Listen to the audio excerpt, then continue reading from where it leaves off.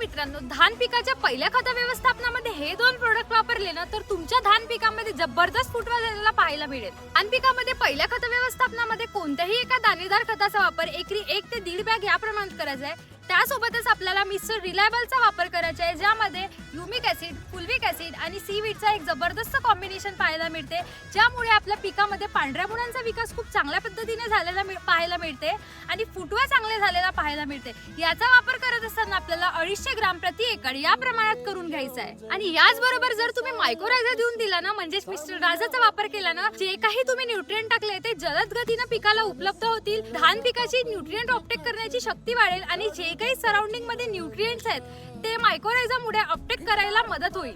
Mister राजाचा वापर करत असताना 4 किलो प्रति एकड़ या प्रमाणात करून घ्यायचा आहे। जर तुमच्याकडे 10 एकर शेती असेल तर तुम्ही एका एकरात त्याचा वापर करून बघा आणि तुमचा अनुभव मला कमेंट मध्ये सांगा। आणि अशाच माहितीसाठी आपल्या पेजला फॉलो करून टाका। धन्यवाद।